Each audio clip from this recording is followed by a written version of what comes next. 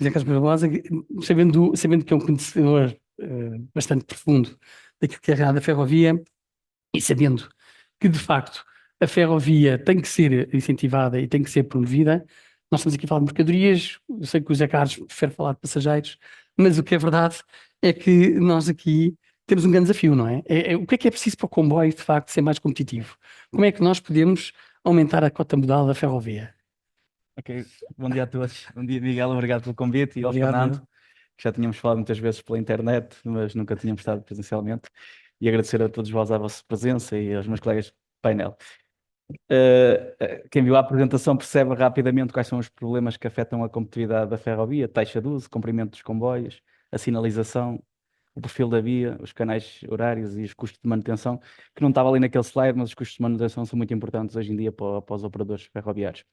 Eu começaria, por exemplo, a questão da taxa de uso. E a taxa de uso até está mais em voga, porque recentemente a Associação tomou uma posição pública porque foram abolidas as portagens nas SCUTs e, hum, e, eh, e foram aumentadas as taxas de uso para a ferrovia. Ou seja, a equidade que nós queremos não, fica quase impossível porque estamos a baixar, a eliminar a portagem nas SCUTs e estamos a subir ao mesmo tempo a taxa de uso.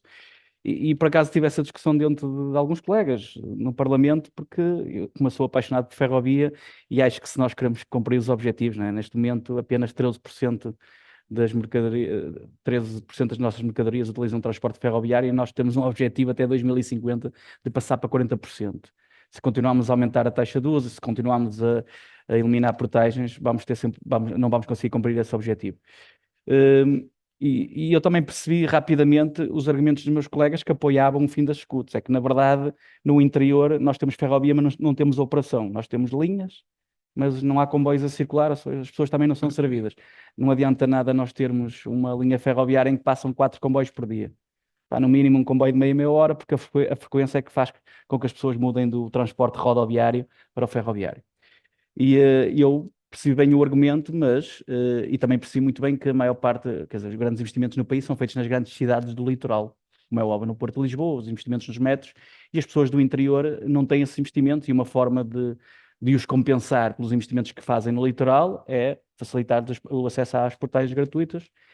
E é uma medida que é democrática porque todos os portugueses têm acesso, todos os portugueses passarem naquelas autoestradas, nos escudos têm acesso a passarem de forma gratuita. A questão aqui é que a única forma de nós tornarmos o transporte ferroviário competitivo é realmente baixarmos a taxa de uso ou até torná-la gratuita. Há países que já o fizeram. A Áustria, por exemplo, Sim, tem taxa de uso de zero pois. para o transporte de mercadorias. É um custo do Estado, mas nós dizíamos há pouco, o Paulo dizia, eu depois nessas coisas matemáticas financeiras não sou o maior especialista, mas na verdade o país ganha muito com taxas sobre os combustíveis, mas também perde muito porque uma coisa que desequilibra a nossa balança comercial é a importação de petróleo. Nós não produzimos petróleo e se nós toda a riqueza que produzirmos tem de ser gasta na compra de petróleo para alimentarmos toda a nossa rede viária e a nossa rede ferroviária, cria-nos aqui um desequilíbrio. Por isso nós temos que arranjar aqui um ponto de equilíbrio e o ponto de equilíbrio, por exemplo, na taxa ferroviária, claramente baixar a taxa ferroviária pode ser que aumente realmente o número de mercadorias que circulam por modo ferroviário e todas as consequências ambientais que isso tem. E há quem diga, pronto, aqueles partidos mais de extrema-esquerda dizem, têm um argumento que eu também já rebati, que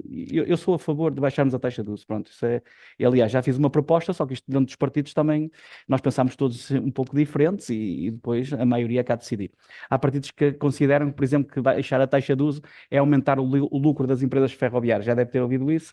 O que é errado, porque na verdade as empresas, se baixarmos para zero, o que é que a empresa vai fazer? Vai baixar, mas é o custo do transporte.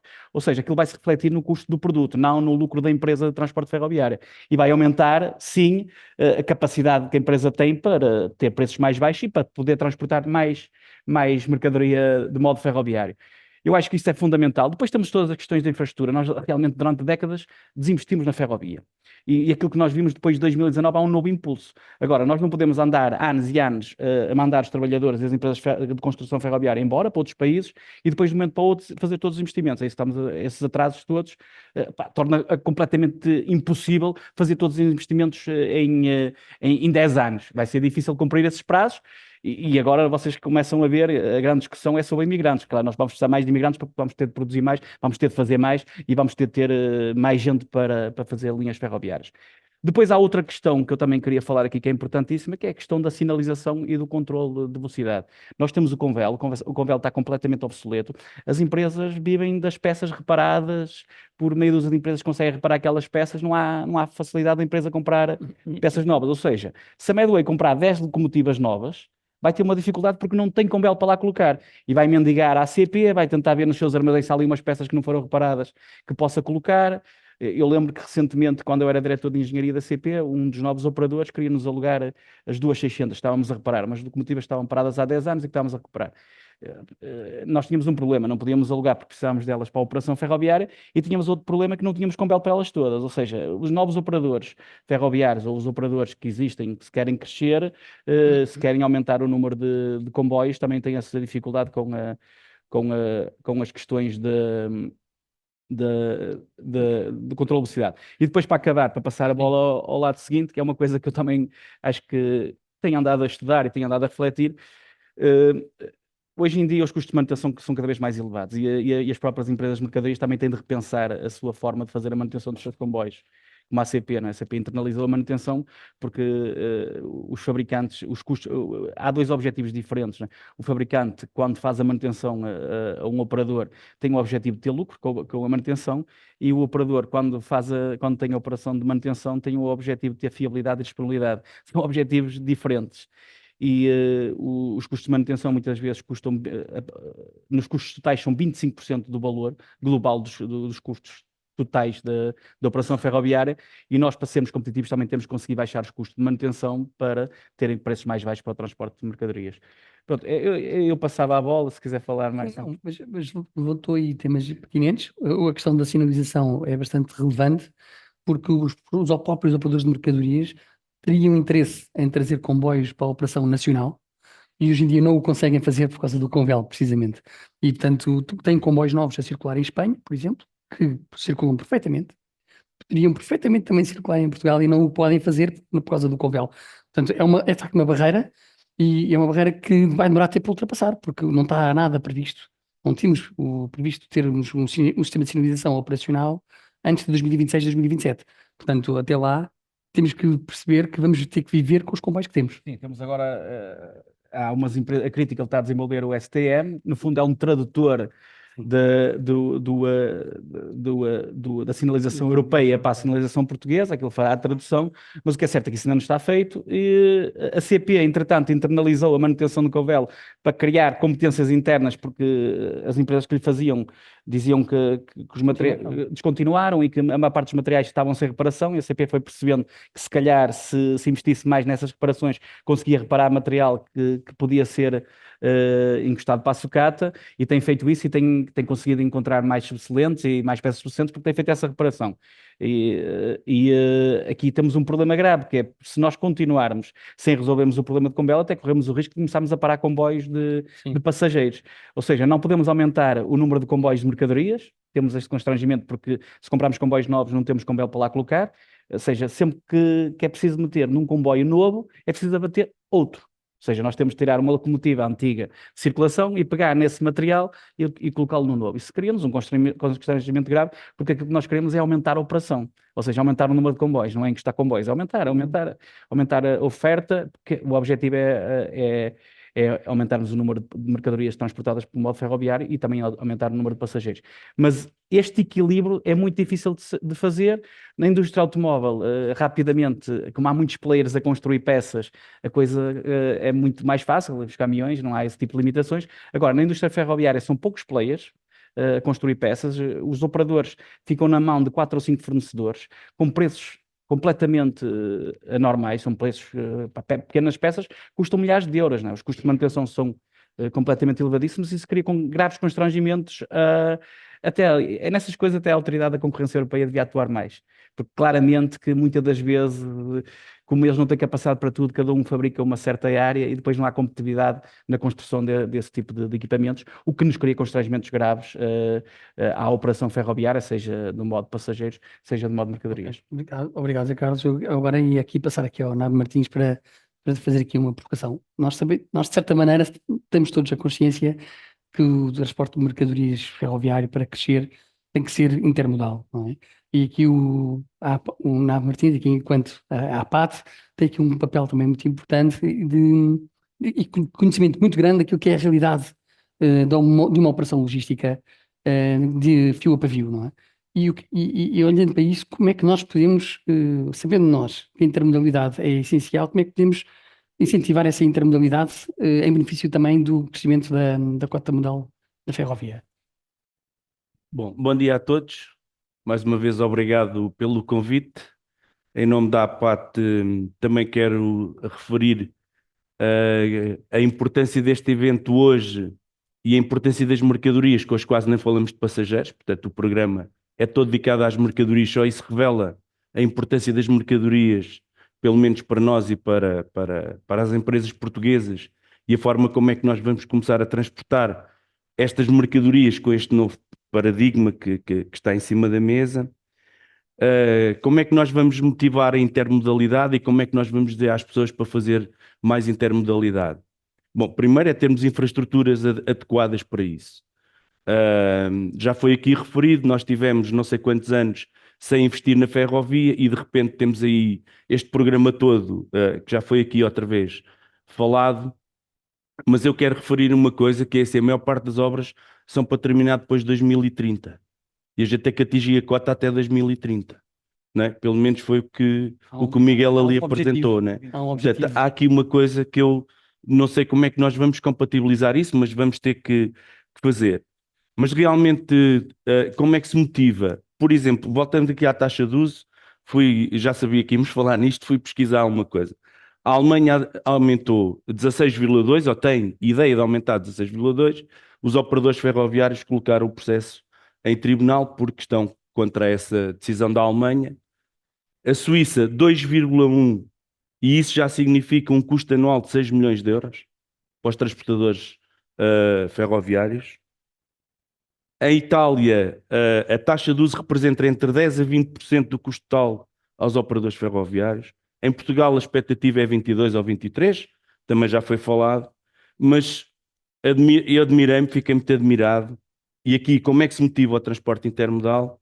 A Roménia reduziu 33% nos transportes intermodais. Mesmo que não tenha reduzido no resto da oferta que faz aos outros comboios todos, ou às outras categorias de comboios, aos serviços intermodais, mediante algumas condições, reduziu 33%. Sabemos que em Espanha a ADIF tem uma tarifa especial também para quem aposta na ferrovia intermodal, sempre no serviço intermodal, com o objetivo principal de tirar caminhões da estrada e colocar mais carga nos comboios. Há pouco, na apresentação do Miguel, falava ali de alguns constrangimentos. A ferrovia, para além de pagar quando circula, paga quando está parada e paga pela intenção. É verdade. Não é? Portanto, está sempre a pagar. E eu acho que isto, aí há tempos vi uns comentários de alguém que dizia as regras, por exemplo, do pagamento da utilização da infraestrutura é definida pela Comunidade Europeia. Ok, eu não digo que não, mas pelos vistos há vários países que fazem interpretações diferentes dessa definição. Senão não havia essa possibilidade de uns países praticarem de uma forma e outros de outra.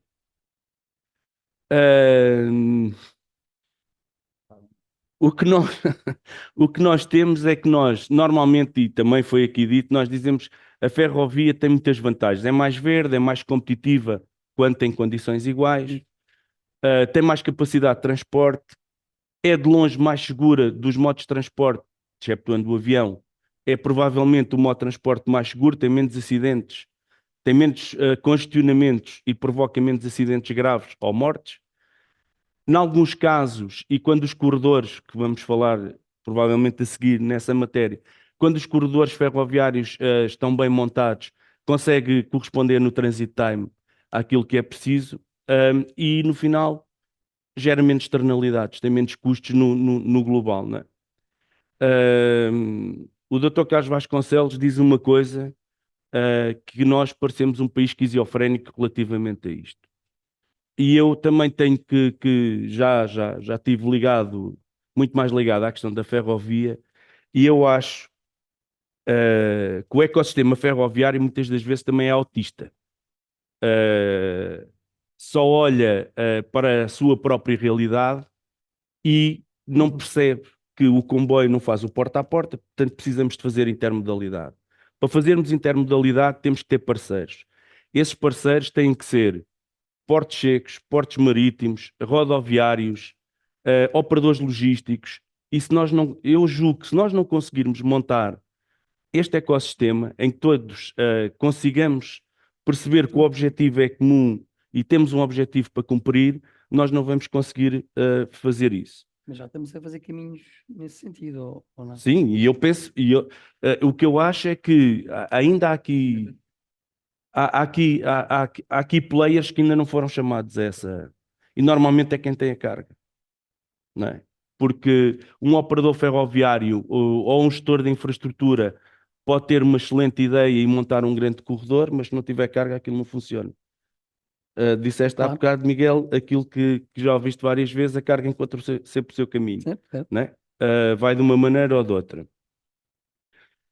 E depois eu acho que em termos na área ferroviária, até nas decisões europeias, há sempre alguns interesses que parecem ser interesses muito próprios de um país ou de outro, normalmente os que têm mais peso na comunidade, e eu acho que aquilo que se decide, por exemplo, para a Alemanha ou para a França, não é bem a mesma coisa que podemos decidir para Portugal. As distâncias são completamente diferentes, nós temos que olhar também para... Hã?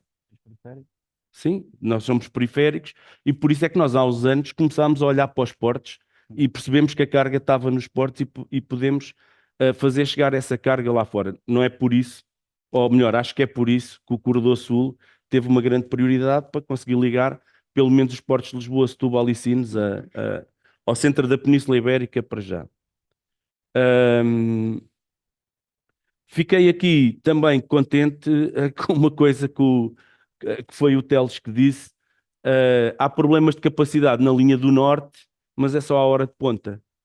Portanto, como os comboios de mercadorias não andam à hora de ponta, significa que provavelmente ainda conseguimos fazer lá passar mais meia dúzia deles. E se conseguimos fazer passar meia dúzia deles por dia, eu acho que já era uma excelente evolução e já chegávamos, se calhar, aos 30% da cota que temos que fazer mudar, não é? Porque para chegarmos aos 30% não é preciso muito. Se é da que temos, não é preciso muito. Se é da que se faz, já é. Depende de como é que nós interpretamos isso. E para terminar, e para passar a bola, atualmente fala-se muito de autopistas. Autopistas ferroviárias. Logo o nome quer dizer qualquer coisa. Autopista é uma autoestrada onde andam carros. E a gente chamou-lhe autopista ferroviária. Nem temos nome para a tal autopista. Portanto, é autopista rodoviária. E é interessante percebermos que em Portugal a solução que nós apresentámos para as autopistas foi fazer circular os comboios pela linha do leste. Mais uma vez, nós temos o problema da sustentabilidade em cima da mesa e a linha do leste não está eletrificada. Portanto, vamos ter que fazer esse transporte outra vez com diesel sob catenária, que é outra coisa que vai, obviamente, retirar competitividade ao negócio. Exatamente. Vai retirar competitividade ao negócio, porque mesmo que não haja troca de locomotiva, ela vai ser feita de origem ao destino com uma locomotiva diesel. Eu aí há tempos, e agora faço uma provocação, o Teles falou nisso há bocado, que é assim, a questão dos túneis, ou melhor, nós não conseguimos fazer passar o P400 na linha da Beira Alta. E eu, perdoem, mas é assim, a linha da Beira Alta já está há tanto tempo atrasada, ninguém tem expectativa para abrir a Beira Alta, pronto, rebaixem um bocadinho mais os túneis agora. Não há lá nenhum comboio a passar, não há lá nada a acontecer. Provavelmente poderíamos ter aproveitado esse tempo e não aproveitamos. porque nós, em Portugal, temos em Portugal, não sei se é só em Portugal, mas em Portugal, é assim, nós demoramos muito tempo a fazer os estudos e depois quando acabamos de fazer os estudos, como já dizia o Paulo, já passou a oportunidade, temos os estudos, mas não fizemos a obra. É verdade. É verdade. E, E, e e- atenção que a própria linha do Corredor Sul também não foi preparada para as Exato. autopistas ferroviárias. Exato, não pensámos nisso, Hum? porque naquele momento, provavelmente, quando nós planeámos há 10 ou 15 anos atrás, não se falava nas autopistas. Pois não. E a questão é, demorámos tanto tempo a implementar ou a fazer a obra? Sim, e o investimento, mas o investimento aí eu acho que não era relevante. Só para terminar aquilo que o Paulo disse, que é assim, tanta obra ao mesmo tempo, nós não vamos ter tempo para as construir, seguramente. Uhum. Mas eu lembro-me aí há dias, ouvi um comentário da Presidente da Comissão Independente do Estudo do Aeroporto, e ela diz que se a gente quiser fazer o aeroporto rápido, temos que mandar vir, desculpa a expressão, 4.000 chineses. Portanto, a gente quiser fazer esta obra toda ferroviária, temos que arranjar mão de obra, seja lá ela onde for. E não falo dos chineses, nem falo de nada, porque foi Sim. só utilizei a imagem. Mas temos que fazer isso porque nós não vamos ter mão de obra. Aliás, a Beira Alta é um exemplo. Certo. A Beira Alta é um exemplo. Ninguém tem perspectiva, e o Tel está aqui, se ele tiver, agradeço que diga, quando é que a Beira Alta vai abrir ao tráfego. Quando fechou, eu disse aqui nesta sala, e acho que neste lugar, feche-se a Beira Alta, sim, mas rápido e que se termine no tempo que está previsto, para que não se perca uma grama de carga. Isso, acho que esse era o objetivo E o inicial. Dr. Carlos Vasconcelos, se calhar daqui a seguir, vai-nos dizer quantas gramas de carga já perdeu. Era o Gramas, eu objetivo falei em inicial. gramas, não falei em toneladas. E o que é verdade é que os operadores sempre disseram à Infraestruturas de Portugal que preferiam que fechasse por completo a linha para fazer a obra o mais rapidamente possível, para garantir que ela entrava em operação também o mais rapidamente O que possível. é difícil hoje nós na nossa área, alguns dos nossos associados sabem da minha ligação à ferrovia e quando me vêm perguntar porque querem começar a fazer comboios, quando me vêm perguntar qual é a solução, não tem. E temos operadores ferroviários, perdão, temos transitários em Portugal, que são operadores logísticos de base ferroviária no centro da Europa. E cá não conseguem ser. Portanto, é um contrassenso. Como é que dentro da sua própria casa, dentro do seu país, não conseguem ser?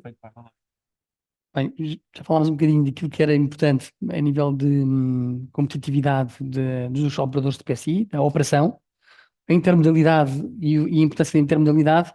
Eu agora gostava de passar aqui a conversa para o engenheiro Emílio Cândido por uma razão simples, é que ele representa aqui o regulador. E o regulador tem aqui um papel muito relevante em tudo isto, até porque nós, quando falamos em concorrência, o regulador é a entidade que vai a seguir, no fundo, garantir que o setor funciona em condições concorrenciais. E quando falamos em setor, estamos a falar em setor dos transportes de mercadorias e não o setor ferroviário. É uma questão que eu, enquanto associação, tento, de certa forma, de forma pedagógica, transmitir, é que o transporte de mercadorias, de per si, tem vários modos de transporte. Portanto, nós quando falamos em queremos aumentar a cota modal do transporte ferroviário e falamos que temos que ser competitivos, temos que olhar também para outros modos de transporte, porque no fundo eles são eles que, não é? É a eles que nós vamos ter que ir buscar grande parte da carga, a não ser que nós todos assumíssemos que Portugal ia crescer 10, 20% ao ano e, portanto, por simplesmente a carga toda ia subir para todos e acabou. E isso era uma ótima notícia, mas nós temos que ver isto de uma forma mais realista. E, portanto, quando olhamos para o setor dos transportes de mercadorias, a ANT ainda não teve, digamos assim, se calhar a capacidade ou a possibilidade de poder, no fundo, transmitir uma posição que é a equidade entre modos de transporte tem que ser tida em consideração para podermos ser todos concorrenciais. O que é que me pode dizer sobre o assunto? Certo. Em primeiro lugar, queria agradecer à Transportes e Negócios para o convite à AMT, para estar aqui hoje presente, e também ao Miguel o convite para participar neste painel. E, portanto, relativamente à questão da ferrovia e da intermodalidade e das condições de acesso e da competitividade do sistema, portanto, primeiro convém esclarecer se efetivamente existem barreiras à entrada do ponto de vista regulatório ao aparecimento de novos operadores, ao desenvolvimento das operações. E, efetivamente, o quadro regulatório está aberto, portanto, pode haver a entrada de qualquer operador, desde 2008 que está liberalizado. Portanto, o primeiro operador surgiu com a TACARG já em 2008. Em 2016 foi privatizada a CP Cargo com a compra pela Medway, e portanto Portugal até é um dos poucos países da Europa onde só tem operadores privados no transporte de mercadorias e portanto, do ponto de vista regulatório de acesso não existe constrangimentos à entrada de novos operadores. Existe outro tipo de constrangimentos, e já falaram aqui, por exemplo, de um deles que é do ponto de vista técnico. Hoje em dia, se um operador quiser ir comprar uma locomotiva e vir para Portugal, tem o problema do CONFER, porque não consegue circular em Portugal e não existe mercado aberto de locomotivas com o bitolo ibérico e com o sistema de sinalização que possa alugar e começar uma operação em Portugal. Isso é um constrangimento do ponto de vista técnico. Depois estamos a falar também de constrangimentos do ponto de vista operacional relacionado com custos, e fala-se aqui muito da taxa de utilização. Pronto, taxa de utilização, o que é taxa de utilização? A taxa de utilização é um custo que o utilizador do sistema ferroviário paga para circular na rede. E esse custo engloba vários componentes. Uma delas é a utilização das linhas, tem custos de manutenção, tem custos de renovação, tem custos de operação. Outro custo relacionado é o custo da programação e do comando e controle dos comboios, porque os comboios, para andarem e circularem na linha, precisa de alguém que os comande, um sistema de sinalização, que é operado também pela IP. Os comboios também não podem entrar todos ao mesmo tempo e sair todos ao mesmo tempo na linha, portanto deve-se fazer horários. Há custos associados à elaboração de horários, também são pagos por essa taxa de uso. Há a transmissão de informações aos operadores, que os operadores têm acesso ao sistema de comando e controle da circulação e, portanto, essa disponibilização também tem custos e esses custos também estão incluídos na taxa de uso. Portanto, há uma série de serviços e de custos associados à utilização da taxa de É verdade o que utilização. está a dizer, mas isso é igual em todos os países É europeus. tudo igual, mas eu estou a tentar esclarecer porque é que Certo. a taxa de uso inclui o serviço que é pago. Portanto, esta taxa de uso é uma receita do gestor da infraestrutura para cobrir os seus custos. Certo. E estes custos são todos cobertos para a taxa de uso? Não são. Os custos que são associados à taxa de uso são os que são chamados custos diretos. São os custos diretamente associados à exploração. Não inclui custos nem de investimento, nem custos de depreciação, nem custos de outros ativos que têm custos fixos, mas que não variam com a utilização com a circulação dos comboios.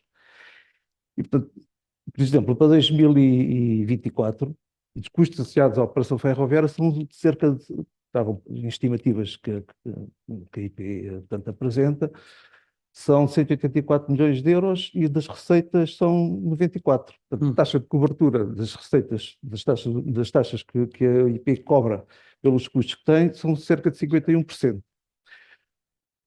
Depois, Mas eu vou voltar a lembrar que a ideia era perceber, então, e relativamente à rodovia, porque no fundo a questão da concorrência do transporte de mercadorias devia ser vista. E a AMT está atenta nesse aspecto. Portanto, quando este quadro regulatório da taxação da infraestrutura foi revisto em 2000 entrou em vigor em 2020, o primeiro ano do novo modelo, de acordo com as regras da União Europeia, que tem um regulamento 909/2017, que indica como é que devem ser calculadas as taxas de utilização e que é uniforme para toda a Europa. Houve uma revisão das taxas de uso e entrou um novo regime tarifário, e nessa altura houve logo a preocupação de mitigar o impacto que essa nova metodologia trazia e o tráfego de mercadorias foi objeto de uma implementação progressiva em que, portanto, ao longo de 10 anos, com um crescimento anual, e que, por exemplo, este ano seria de 85% do valor da taxa. E continua esse valor, portanto, esse fator de implementação progressiva foi aprovado e continua em vigor até o final de 2029. Apesar disso, pronto, nós tivemos a questão agora deste aumento previsto, brusco, da taxa de utilização de cerca de 23% que se fala hoje em dia. E isso foi objeto de apreciação, porque as taxas de utilização são homologadas pela AMT. A AMT tem que rever as taxas apresentadas pelo gestor de infraestrutura e homologá-las ou não, de acordo com os critérios que a AMT tem e de acordo com a legislação europeia, e tendo em conta todo este enquadramento, estamos a falar de competitividade intermodal. E para 2023, o que é que aconteceu com a subida das taxas? As taxas foram definidas em 2020 e houve um período regulatório em que as taxas foram atualizadas só pelo valor da inflação. Como estão recordados, em 2020 começou a pandemia e as taxas de inflação nessa altura eram muito reduzidas. Portanto, houve aumentos de 0,4%, 1,1%, e os custos ficaram contidos e, portanto, os operadores também não se queixaram nessa altura da atualização. Ao fim destes anos, portanto, a IP... e houve também medidas no âmbito do apoio à diminuição do tráfego motivado pela pandemia, que a Comissão Europeia definiu que os países podiam apoiar os operadores, reduzindo ou anulando mesmo as taxas de utilização. Em Portugal isso não aconteceu. Não aconteceu. A única coisa, a medida de apoio que houve foi essa taxa de supressão dos comboios, portanto, a taxa de utilização pedida e não utilizada, não foi aplicada, nem creio que o estacionamento também. Portanto, a IP durante a taxa de pedida e não utilizada foi de certeza. Não foi de supressão dos comboios durante o período do Covid. Portanto, estou a falar nas medidas de mitigação cá em Portugal que foram aplicadas. Não houve redução da taxa de uso, mas portanto, esses comboios foram suprimidos não pagaram a taxa que era. Mas falou um tema que é Hã? relevante. Hoje, estou a falar nesse período até. Foi as medidas de mitigação do impacto e, portanto, que foram aprovadas e que estavam no âmbito das decisões da Comissão Europeia. Em 2023, a IP, portanto, para 2024, houve uma revisão do cálculo das tarifas, deixou de aplicar-se de acordo com a inflação e foi aplicado os custos reais e foram apresentados à AMT vários cenários de atualização da taxa, umas diretamente só com os custos logo de 2020, os custos anteriores, porque os custos que foram calculados para a taxa que entrou em vigor em 2020 foram custos de 2017. O diretório da rede é definido 2 anos antes. Tá? E os valores de custos que estavam disponíveis oficiais eram na altura de 2017. E em 2017 havia uma série de restrições, os salários estavam ainda reduzidos. Sim. Havia compressão nas despesas com as cativações do investimento na manutenção. Estava a começar. O investimento estava mais em projeto, não é? Portanto, não, mas a manutenção os custos, os gastos de manutenção estavam comprimidos, portanto, houve uma degradação e a partir dessa altura, portanto, quando acabou esse período, os custos, portanto, houve que repor as condições da infraestrutura e os custos dispararam e os salários também aumentaram e, portanto, os custos todos da IP aumentaram. Mas não aumentaram porque, entretanto, portanto, como esse período regulatório, só estava a aumentar de acordo com o valor da inflação. Para 2023, houve esse recálculo de acordo com os custos reais e, portanto, houve vários cenários de atualização apresentados e aí, se fosse só com os custos, todos os custos, seria de 40%. E tendo em conta a média dos últimos 5 anos, deu os tais 20 e tal por cento, era outro cenário. E foi esse cenário que a IP apresentou para cálculo. Nós, tendo em conta, entretanto, veio as decisões do governo também de reduzir as taxas nas autoestradas, em algumas autoestradas. Eu ia referir isso. Isto aqui é dinâmico, não é? Pronto. E agora anular, não é? Agora anular. Mas na altura era só reduzir, foi 30%. E, portanto, tendo em conta este enquadramento, e também fizemos um estudo exaustivo dos custos, portanto, e do que é que os operadores, qual é que é o esforço que os operadores têm com o pagamento das taxas de no caso das mercadorias, são cerca de 12% dos custos operacionais. Com a taxa Todos concordamos que é relevante. É relevante. Só para termos consciência que estamos a falar de rubricas que têm peso naquilo que é uma estrutura de custos. Pronto, na estrutura de custos, e foi-se medido esse impacto e nós fizemos um estudo tarifário, portanto, disponível no nosso site, onde aborda todas essas questões, é o benchmarking com outros países, o tipo de subsídios que são dados em alguns outros Estados, certo, membros, e, portanto, a AMT não concordou com esse valor dos tais 20%, e a AMT que tem o poder, como disse, de homologar as taxas, e as taxas não estão homologadas ainda. As taxas de 2024 não estão homologadas para a AMT. E, portanto, a AMT tomou decisões relativamente a Mas olha esta que, matéria. mas olha que os operadores já estão a receber faturas. Certo, certo. Não, a partir de 2004, isto o sistema não pode parar, não é? E, entretanto, quando foi, portanto, as decisões da AMT foram remetidas à IP, houve um diálogo entre ambos sobre qual é que seria o impacto e medida do impacto, porque, efetivamente, ao reduzir as taxas, a IP também tem menos receitas. A IP, para compensar esta diferencial entre as receitas e os custos, tem um contrato de programa. E o contrato de programa do governo. A conclusão que é uma decisão de política pública. Pronto, o contrato de programa terminou em 2020. Sim. Foi o primeiro contrato de programa, foi assinado em 2016, com vigor até a final de 2020. Entretanto, não foi renovado, não foi renegociado. Esse contrato de programa tem a ver com esta questão do equilíbrio de contas, que é obrigatório pela legislação europeia. O estudo de infraestrutura deve ter as contas equilibradas. E, portanto, ao não aprovar essa taxa e propor uma taxa diferenciada, portanto, há um impacto financeiro nas contas do estudo de infraestrutura, tem que ser de algum modo compensado. Isto foi proposto. Mas só que, entretanto, o governo caiu. Não é?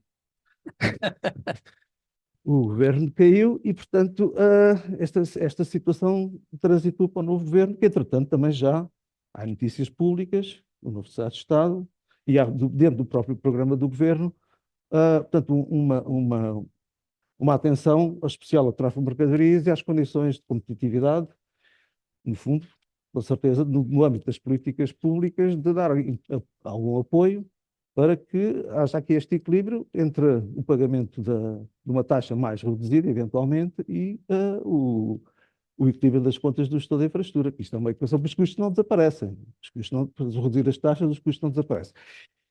Portanto, isso tem sido, da parte da AMT, também uma atenção especial a estas questões da competitividade intermodal com a rodovia, tendo em atenção estas reduções que têm havido, e, portanto, impactar ou tentar que as políticas públicas estejam alinhadas com os objetivos de transferência modal e, portanto, não pode haver aqui uma esquizofrenia das políticas em que, quando se quer ter só um objetivo, mas faz políticas ao contrário. Claro.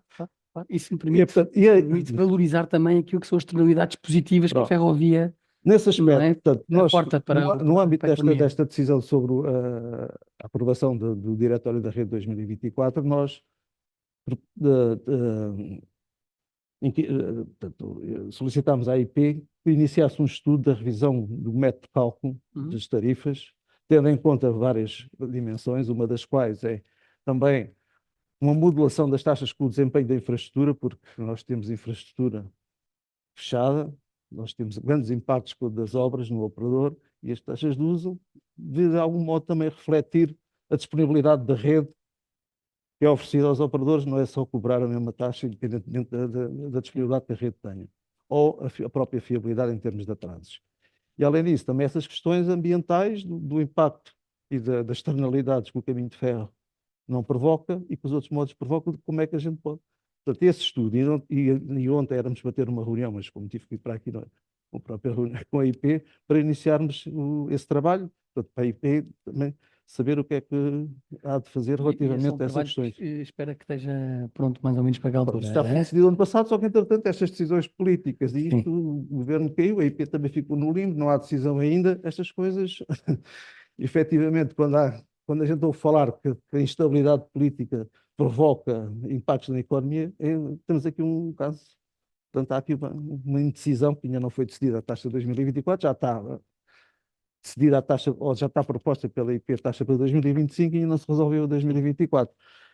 Mas, portanto, o que eu quero realçar, e nós, na AMT, nós não somos legisladores. O regulador não é um legislador. O legislador é o poder político, tem soberania para poder decidir as leis e definir as políticas públicas. Nós podemos influenciar, nós podemos ser consultados e aí damos o nosso contributo. E nós estamos aqui todos para dar contributos também para o regulador, para ter a certeza que percebe quais é que são os constrangimentos que existem no dia-a-dia.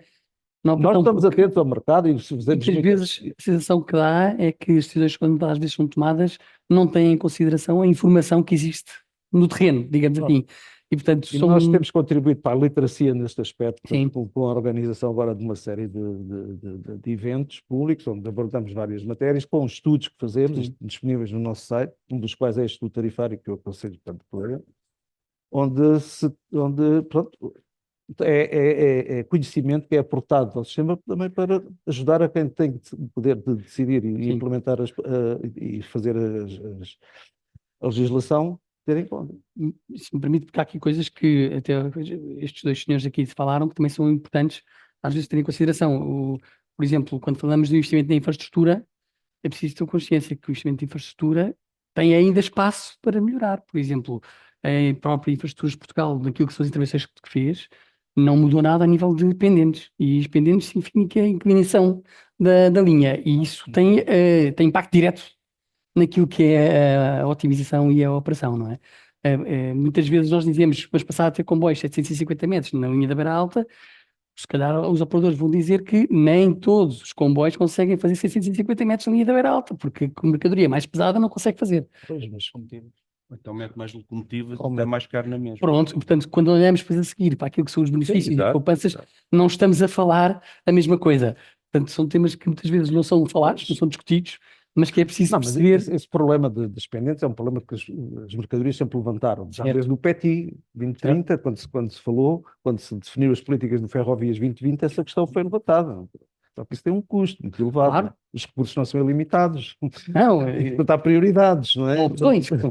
Elas são tomadas. É preciso ter consciência das opções. Portanto, não é um tema que é desconhecido, é um tema bem conhecido até. Pronto, e tudo isto obriga a fazer variantes, obriga a fazer viadutos, e afora, não é? Certo, Com certo, custos certo. muito E, elevados. por exemplo, do ponto de vista de intermodalidade, obriga também que haja uma visão que os terminais também, de mercadorias também possam receber comboios com 750 metros, para poder garantir que a operação funciona da forma mais fluida. Eu não quero alongar, mas também um aspecto que nós temos estado mais atentos agora ultimamente também tem sido às questões das instalações de serviço. Terminais de mercadorias, Sim. oficinas de manutenção, porque são instalações e são serviços são fundamentais para o plano de transporte, porque não há. O comboio não precisa só da linha para ir do destino, Claro.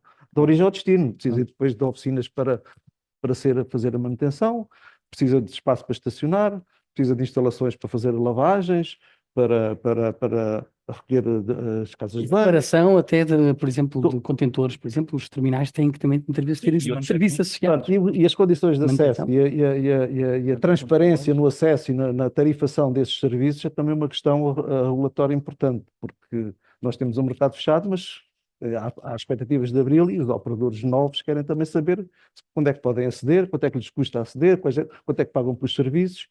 E isso é também uma matéria que hoje em dia, há aqui alguém na assistência que sabe, Eu agora ia só, que nós temos estado agora mais atentos e queremos também.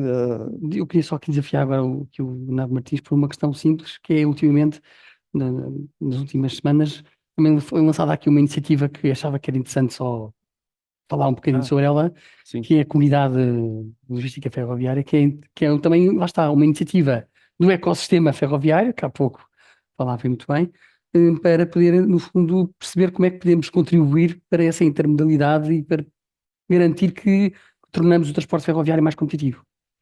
A nossa ideia é juntar à mesma mesa todos os players que trabalham o ecossistema da carga ferroviária. Não é o ecossistema ferroviário no seu todo, investigação, desenvolvimento, está a plataforma e muito bem, portanto não é uma área que nós queiramos entrar, nem temos competências para isto, mas o que nós queríamos mesmo é conseguir juntar na mesma mesa aqueles players que eu já falei, que são aqueles que vão promover a questão de intermodalidade.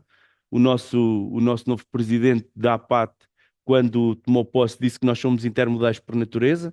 Portanto, e a verdade é que nós queremos é transportar a carga e quanto melhor o fizermos, melhor ela será entregue sempre ao cliente, com benefícios para a economia nacional, porque conseguimos entregar de uma forma mais rápida, célere e eficiente. E é isso que nós queremos fazer, é juntar todos, operadores ferroviários, operadores portuários, como já disse, os portos secos, porque os portos secos, eu há pouco vi que falei, uma questão que se promove intermodalidade é termos terminais rodoferroviários ou portos secos devidamente adaptados. Mas nós também não podemos, na minha opinião, não podemos cair no erro de agora começarmos a ter terminais a cada 20 quilómetros. E há pouco eu vi aqui numa apresentação, vão mexer outra vez nos terminais todos da Beira Alta. A questão e o receio que eu tenho, e o Paulo falou nisso e muito bem, quer dizer, nós, em vez de nos focarmos naquilo que é fundamental, começamos a tentar servir a cidade A ou a cidade B ou a cidade C. E a meu ver, nós, na carga, não precisamos ter terminais a cada 20 quilómetros. É um bocadinho diferente do que o José Carlos dizia, não é? Nós não precisamos ter muita frequência para lá ter muita carga. Antes, pelo contrário, a gente tem aqui a agregar carga para depois fazer comboios completos. Mas para isso temos de ter essas condições, e essas condições não se fazem pulverizando terminais pela rede, porque a nossa rede é pequena. Se nós olharmos para a nossa rede e para a fachada atlântica, temos 400 quilómetros, né, de Leixões Certo. a Sines, e agora a saída por Vigo, que é um bocadito, são mais 100 e poucos quilómetros. Portanto, a nossa ideia é precisamente isso, é ajudar também a que se tomem decisões mais assertivas. No nosso núcleo é começar a estudar essa rede para a carga circular mais na ferrovia, sempre e contando sempre com todos os players que estão envolvidos no negócio do transporte de carga internacional, neste caso, que é mais o que nos importa, que é levar carga lá para fora, porque neste momento a única alternativa que temos é a rodovia e temos vários problemas aí para resolver. Um deles que é muito falado, que é brevemente, já aqui foi dito, não temos mão de obra para fazer obras, mas brevemente também não haverá mão de obras para conduzir caminhões. Portanto, é um outro problema que existe a nível europeu, é a falta de motoristas para longo curso. Portanto, e a ferrovia tem que ultrapassar, porque cada comboio, pelo menos, significa 30 a 40 caminhões, são 30 ou 40 motoristas. É verdade, é verdade. E se calhar aqui, José Carlos, para concluirmos, Podemos 2 minutos. o que falta aqui, Tranquilo. o que falta aqui, não se preocupe que o Fernando dá-nos mais uns minutos para Estamos tranquilos. É mais bonito isso. E o que falta aqui muitas vezes é a tal visão estratégica para os transportes, não é? Sim. Quer dizer, nós o que falamos aqui muitas vezes é de cada uma das áreas e das dificuldades de cada uma das áreas, mas o que é verdade é que se nós temos um objetivo comum e um objetivo que é maior do que aquilo que é cada uma das partes, devíamos trabalhar nesse sentido. E, portanto, esta comunidade, que é a iniciativa que está a ser lançada neste momento, também vai, espero eu, contribuir para essa visão estratégica. Se quando nós olhamos para a vida do nosso país, olhamos para o país quase como uma sinusoide. Fazemos bem, fazemos mal, fazemos bem, fazemos mal. Olha, por exemplo, na habitação, antigamente as empresas, para manter os seus funcionários, faziam casas e as pessoas mantinham-se na empresa durante décadas e não tínhamos estes problemas que a habitação temos hoje. Depois deixámos de investir em casas e temos um problema grave de habitação. Na ferrovia, investimos na ferrovia, desinvestimos e de um momento para o outro queremos fazer todas as obras ao mesmo tempo, criando constrangimentos aos operadores ferroviários. Ou seja, praticamente toda a rede nacional está em obras e queremos fazer tudo ao mesmo tempo e depois não fazemos bem, porque depois não temos capacidade para investir em todas as obras, então pulverizamos o dinheiro que temos por várias obras. Por exemplo, Beira Alta, pulverizámos lá 500 milhões. Depois queremos fazer o Oeste, gastamos lá não sei quantos milhões, 200. E olhámos para a Beira Alta e começámos a falar na autoestrada ferroviária, a autopista ferroviária. E depois olhámos, epá, afinal a Beira Alta não vai servir para ser uma autoestrada ferroviária. Se a maior parte das mercadorias saem a partir do norte, que a indústria está cá do norte, que a Beira Alta não poderá ter capacidade para ser uma autopista. Vamos ter de levar a leste, vamos ter de levar a Alentejo, ou seja, todas as mercadorias que vamos produzir aqui do norte, vamos ter de passá-las pelo leste, temos de trocar de locomotiva, temos de ter lá um maquinista para trocar a locomotiva, porque não é eletrificado, ou vamos ter de levar ao Alentejo, com os constrangimentos todos que temos a sul. Mais custos. E depois, lá está, rodovia, ferrovia. Eu estava a ouvir há pouco, nós vamos ter 2 autopistas ferroviárias no país para sair de comboio. E temos 6 autoestradas para o modo rodoviário para sair do país. E essas 6 autoestradas serão gratuitas. Portanto, temos de repensar a forma como pulverizamos o dinheiro, como fazemos as coisas. Há pouco o Emílio estava a falar e eu estava-me a lembrar uma imagem característica, uma imagem que é quase uma metáfora, uma caricatura daquilo que acontece hoje no transporte de passageiros. A CP tem de pagar, sempre que o comboio está parado na estação, paga o parque. Se vocês forem ali ao tipo, aquela rotunda, vocês são quase todos do Porto, se vocês forem ali à rotunda à beira do tipo, o que é que vocês vão ver? O estacionamento dos autocarros é na rotunda. Porquê? Porque o operador rodoviário, como não quer pagar o parque dentro do tipo, estaciona na rotunda. Estacionar na rotunda é crime, mas ninguém vê. E se vocês vão lá, ou seja, como é que a CP vai competir com preços a 5 euros se a CP tem de pagar o parque, a taxa de uso, blá blá blá blá, por aí fora, e o operador rodoviário não Nem paga paga, o não paga o VAR. Se ele roubasse o gasóleo, também ninguém via. Ou seja, isto aqui, o país também é. Depois os reguladores. Eu há dias fiz um post sobre isso e fui muito criticado, porque realmente eu passo ali naquela rotunda e vejo dezenas de autocarros todos os dias, toda a noite. Há duas formas de resolver aquilo. Primeiro, os operadores rodoviários, os donos dos autocarros, ou alugam um parque e colocam os autocarros dentro do parque e tem aquele custo, que há de ser imputado nos custos finais e no preço do bilhete, ou das duas uma, os reguladores, o MT, a polícia têm de atuar. Porque a única forma de nós competir, ou a autoridade da concorrência até, porque senão a concorrência é completamente desleal. Eu acho que, e para terminar, queria só dizer o seguinte: nós na ferrovia temos que planear há década. E na habitação é igual. Nós em 2012, 2013, a maior parte das pessoas da minha aldeia foram para fora trabalhar e já não vieram mais para a construção civil. Ou seja, nós em 2023, ou seja, há 10 anos atrás decidimos baixar o número de casas, em 2023 temos um grave problema de construção. Nós, na ferrovia, é igual. Se nós não planearmos há década, nós não vamos conseguir alcançar os objetivos. Nós estamos a fazer um plano ferroviário nacional, mas também temos que fazer um plano de transportes, intermodalidade. Porque o comboio não pode ir a todo lado. A mercadoria também não pode ir a todo lado. E nós primeiro fazíamos um plano de transportes, um plano de intermobilidade e depois começamos a fazer investimento. Este Plano Nacional Ferroviário dá-nos uma ideia daquilo que queremos para o país, mas este plano ferroviário não se traduz num plano de investimentos. Ou seja, nós logo que concluamos, logo que seja feita a conclusão do Plano Ferroviário Nacional, temos de perceber como é que vamos fazer esses investimentos, quais são os prioritários. Não podemos pulverizar o dinheiro por todos os investimentos. Temos de fazer os investimentos de forma acertada e claro que o país, nós criticamos, por exemplo, o mais fácil de criticar é sempre a empresa pública. Aliás, é uma coisa que eu me batia, porque toda a gente batia na CP e quando eu cheguei a diretor da CP, lembrei-me, não, eu também tenho de defender publicamente a CP. E era o que eu fazia, era posts todos os dias daquilo que nós íamos fazendo bem. Aqui é muito fácil criticar a IP. Acho que nós todos chegamos aqui e podemos criticar a IP. O que é certo, a cadeira alta é a imagem da disfuncionalidade do nosso país, porque na verdade a IP entregou o serviço a um conjunto de empreiteiros, até dividiu por troços para os empreiteiros não ganhar o troço todo, e o que é certo é que há um conjunto de empreiteiros que não estão a concluir as obras dentro dos prazos. A IP tem duas formas de fazer isto. Ou aplica penalidades, mas o país não vive penalidades. O que é que interessa ao operador ferroviário, à Medway ou à Tacargo, que a empresa que está a construir tenha uma penalidade? O que me interessa é que a linha esteja ao serviço.